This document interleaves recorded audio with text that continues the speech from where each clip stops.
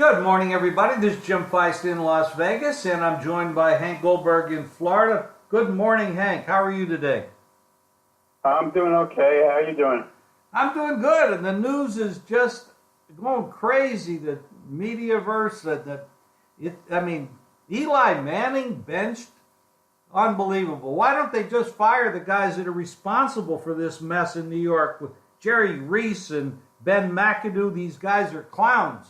And benching Eli is absolutely not. Eli hasn't been the problem. The guy's taking the hits. He's got no offensive line. He's got no wide receivers. He's got no running game.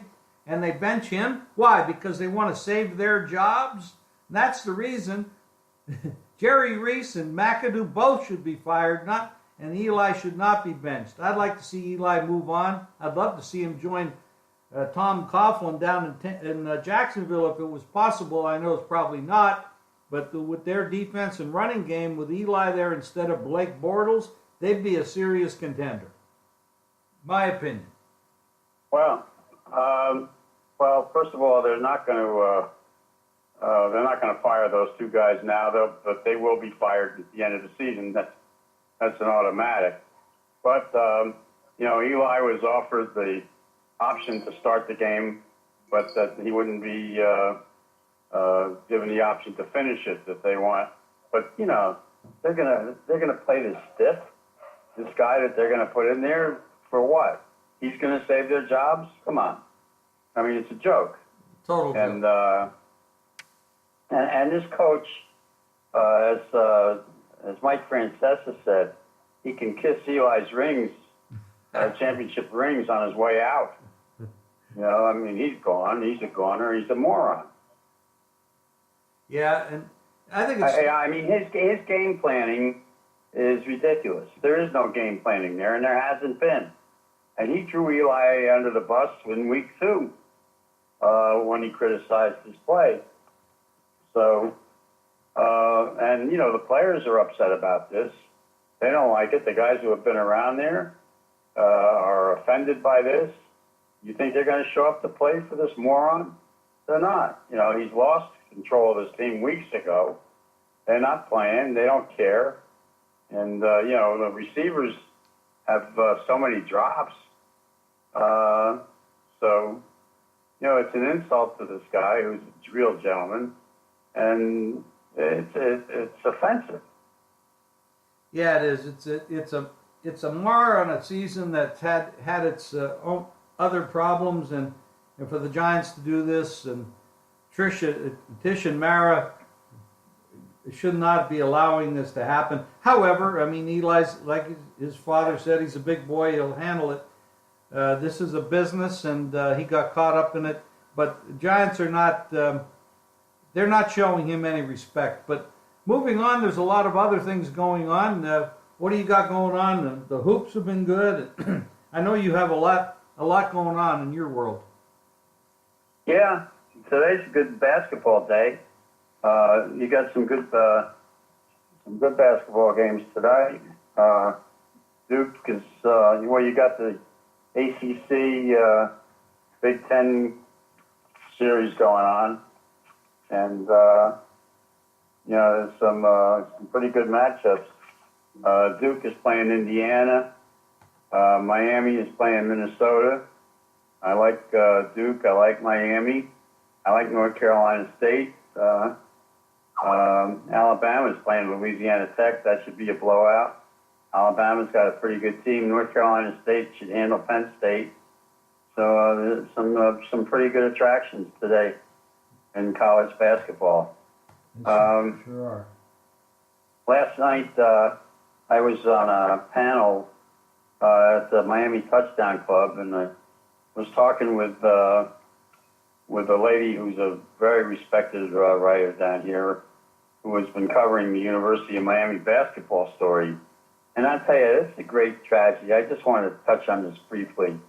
Jim Larranaga, people who know him know there's no way that Jim Larranaga was involved in any shenanigans recruiting-wise.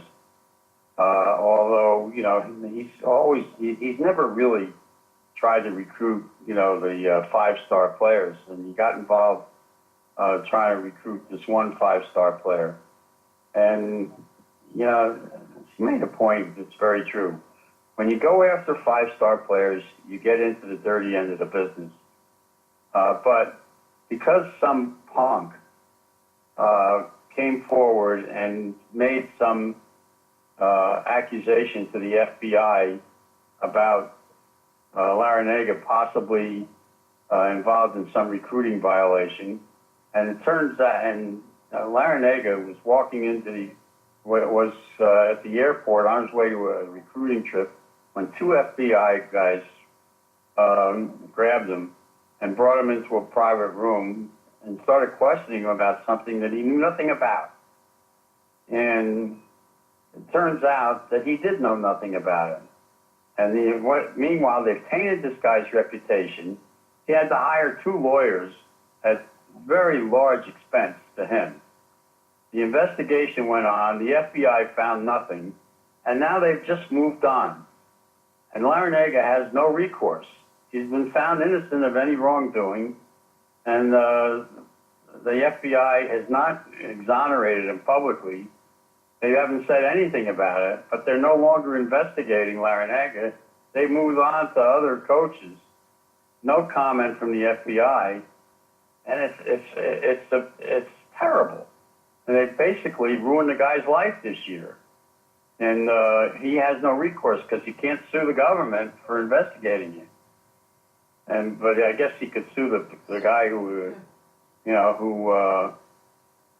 first brought him under charges for this that turned out to be empty charges. Some guy who's got a Twitter account who's not a respected reporter, who's the guy who tipped the FBI off to the University of Miami. And it turns out that they didn't do anything. It's a terrible story. Larinaga is a real gentleman, and everybody who's known him for a long period of time knew that there's no way that he could have been involved in anything. He's not Jerry Tarkanian.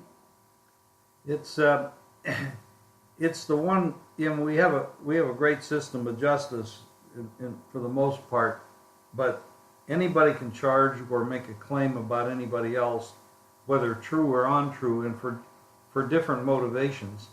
And the shame of it is what you said.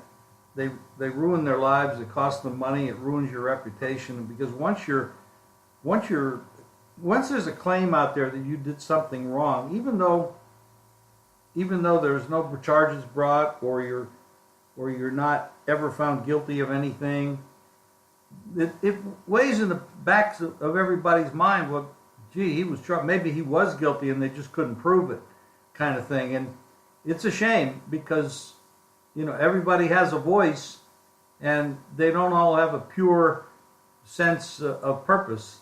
And sometimes they have self-serving motivation, revenge type things against people. So it's terrible, but it's part of our system.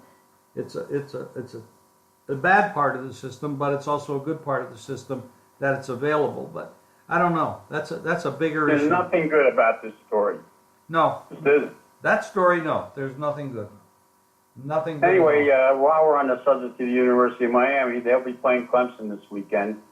Clemson, under Dabo, is 8-1 in championship football. And I know they've got a little bit of a heavy impost in this game, but Miami is, they're historically a slow-starting team in games. They've come from behind a few times this year. But they're 4-5 the last 9 games against the points. And I don't give them much of a chance because they've got a lot of injuries coming out of last week's game at Pittsburgh. And they might be overmatched against Clemson. That Clemson quarterback, since he came back from his injury, is playing very well. And, the one thing they got to do, they can't start off slow in this game. They've got to come out firing. If they get off to a slow start, they could wind up getting blown out. There's no question.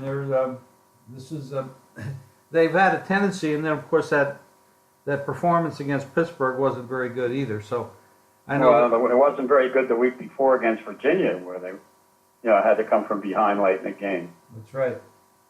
Yeah, it's a Clemson. Clemson, of course, is defending champs. I mean, they are a dynamo team. There's no question about it. And this is a great weekend for college hoops. A great weekend for college football, I should say, with these championship games. Yep. It's an incredible weekend. There's a lot of betting I'll tell you opportunities. what's going to be a great game. Central Florida against Memphis. That should be exciting. A lot of scoring. Oh yeah, they might score 100 points in that game. Yeah. Yes, we have and the pros. The pro football is coming down to it. I mean, we know the contenders and the pretenders, and we have the haves and the have-nots, whatever you want to call them. They're definitely out there. We've got a huge game Sunday night with Philadelphia against Seattle. There's some major games. Of course, we got the Chargers are coming on strong. They look like they might be the best team in the AFC West at this point. And we've got the big matchup with the Panthers and the Saints. This is a great weekend, Hank. I know you're going to have a lot of winners, and so am I. Of course, we've got the hoops every day. It's an exciting time to be in this business and to be active in the sports and betting world. Hank, I got to cut it a little short today because I got some things I got to do. But anything you want to cover real quickly? Well, I'm looking forward to the Atlanta game against the Saints. We'll find out if Atlanta's for real. They've got a pretty good run the last 3 ball games, but now they're going up against a strong defense. I'm waiting to find out if the Saints are going to be able to, if one of their 2 corners is going to be healthy or not. I'm waiting for word on that because they missed those 2 cornerbacks, and they're going up a pretty good passing game. So we'll see what happens with that game. This is a real test for Atlanta because the Saints are for real.